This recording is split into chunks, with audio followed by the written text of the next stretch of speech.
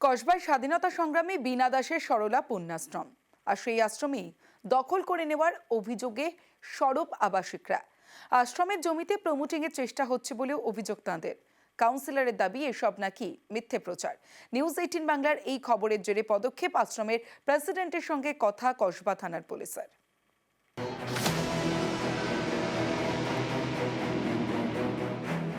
দখল হয়ে যাচ্ছে কসবার সরলা পুণ্যাশ্রম।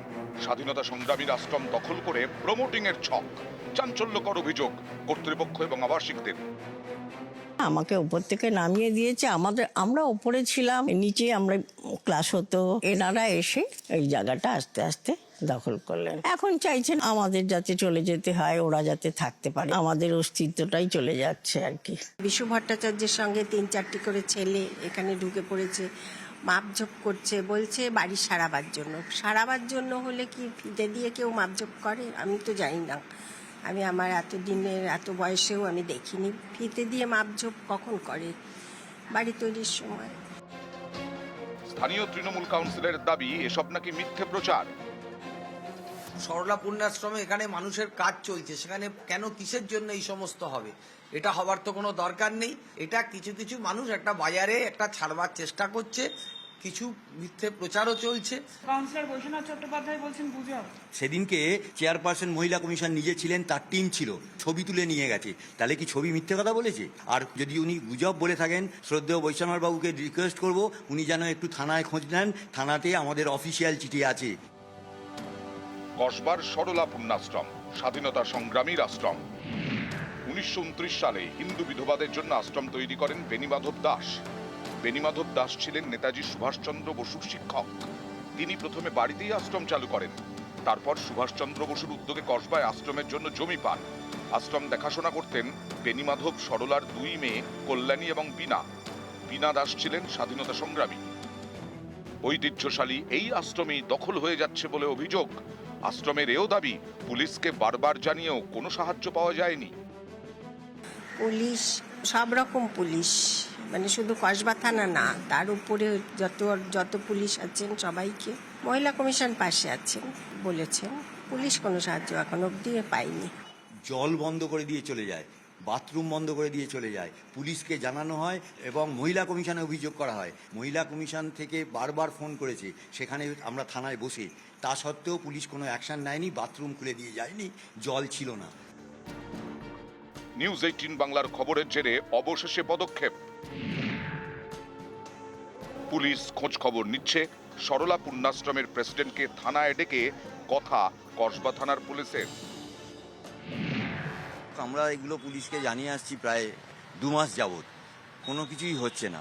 আপনাদের নিউজে টেলিকাস্ট হওয়ার জন্য কিনা একটু নাড়াচাড়া হয়তো শুরু হয়েছে, কিন্তু নইলে হঠাৎ কালকে আপনাদের আজকে দেখানো হলো, আজকেই আমাকে ডাকা হলো, তার কারণ আমি জানি না। নিউজ 18 বাংলা।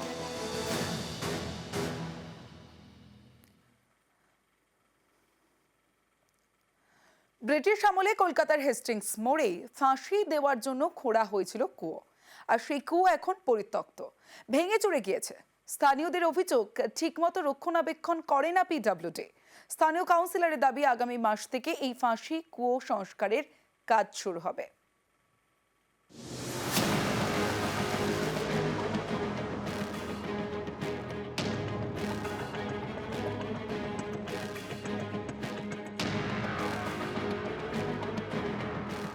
জমিদার মহারাজা নন্দকুমার ইস্ট ইন্ডিয়া কোম্পানির সঙ্গে তার সুসম্পর্ক ছিল। পরে দূরত্ব তৈরি হয়, আর্থিক মামলায় ফাঁসি দেওয়া হয় তাকে।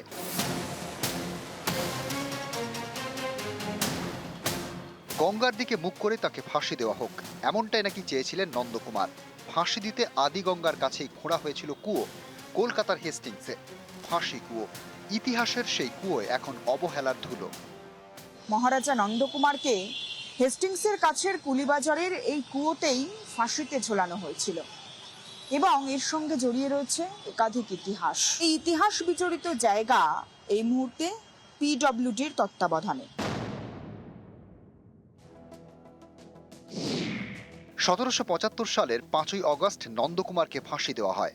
ব্রিটিশ জমানায় প্রথম ভারতীয় ফাঁসি।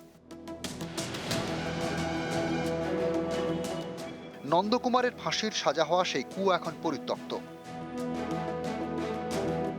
সবকিছু ভেঙে চুরে গিয়েছে। স্থানীয়দের অভিযোগ, এখানে এখন বসে মদের আসর। কুয়োর আশপাশের এলাকাও নাকি দখল হয়ে গিয়েছে। কিছু কিছু ফালতু ছেলেরা এসে ভিতরে এসে মদ খায়, খেয়ে নোংরা করে দিয়ে চলে। পিডব্লিউডি খালি বাইরে ঝাড় দেয়, ভিতরে কোনোদিন ঝাড় দেয় না। পিডব্লিউডি লোক নিজের ইচ্ছের মতন কাজ করে। এখানে রোজ সকালবেলা ঝাড় দিয়ে যায়, কিন্তু ভেতরে ঢোকে না। কেন দেয় না সেটা তো বলতে পারবো না।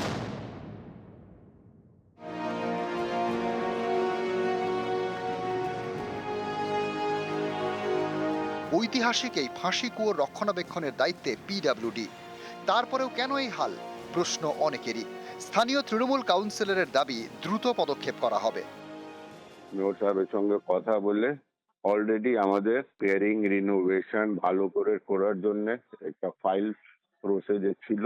এক্সপেক্টেড আছে এপ্রিল মাস থেকে আমরা ওখানে কাজ করতে পারবো। ভালো করে ওই জায়গাটাকে সুন্দরভাবে করতে যাচ্ছি।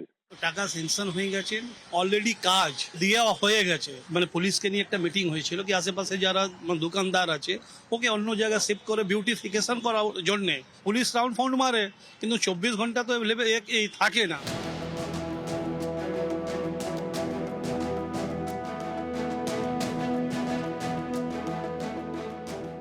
ক্যামেরায় মনোজের সঙ্গে সুস্মিতা, নিউজ 18 বাংলা, কলকাতা। আজ নিউজ রুম লাইভে সবশেষে আপনাদের দেখাবো সুনিতা ও বুচের মনে এখন ঘরে ফেরার গান।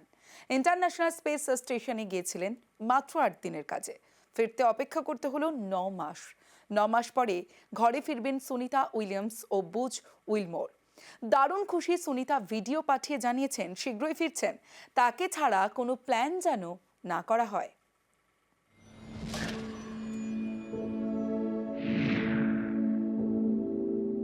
We're coming back before long, so don't make all those plans without me.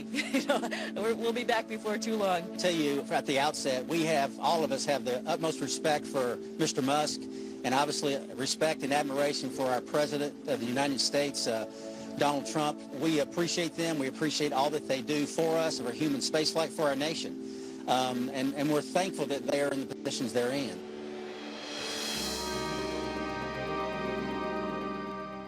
9 মাস ধরে মহাকাশে আটকে থাকার পর সুনিতা উইলিয়ামস এবং বুচ উইলমোরের পৃথিবীতে ফেরার দিনক্ষণ চূড়ান্ত।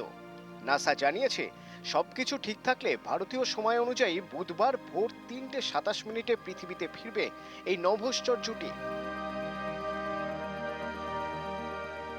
স্প্ল্যাশ ডাউন পদ্ধতিতে তাদের নামানো হবে আমেরিকার ফ্লোরিডা উপকূলে।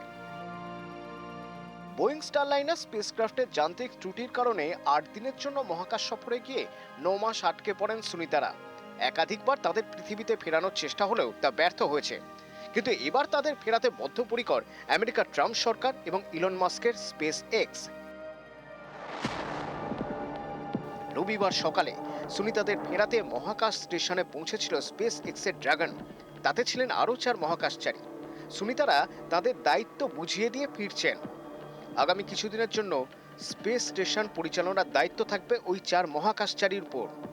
নাসার অ্যান ম্যাকলেন, নিকোল আয়ার্স, জাপানের মহাকাশ গবেষণা সংস্থা জাক্সার প্রতিনিধি টাকুয়া ওনিশি এবং রাশিয়ার মহাকাশ গবেষণা সংস্থা রসকসমসের প্রতিনিধি কিরিল পেসকভ। সুনিতা এবং বুচের সঙ্গে পৃথিবীতে ফিরছেন নাসার নিক হগ এবং রুশ নভোশ্চর আলেকজান্ডার গোরবুনভ। মঙ্গলবার স্থানীয় সময় বিকেল 5:57 ফ্লোরিডার উপকূলে নামবেন সুনিতা সহ 4 মহাকাশচারী। ভারতে তখন বুধবার ভোর 3:30। তবে এই ঘরে ফেরার প্রক্রিয়া শুরু হবে অনেক আগে থেকেই, ভারতীয় সময় মঙ্গলবার সকাল 8:15 থেকে। ঘরে ফিরতে গেলে শেষ 4টি গুরুত্বপূর্ণ ধাপ পেরোতে হবে সুনিতাদের। প্রথমত, হ্যাচ ক্লোজিং। স্পেসক্রাফটের হ্যাচ বন্ধ করার পর সেটি লিক প্রুফ হয়েছে কিনা দেখে নেওয়া। আনডকিং, আন্তর্জাতিক মহাকাশ কেন্দ্র থেকে স্পেসক্রাফটকে বিচ্ছিন্ন করা।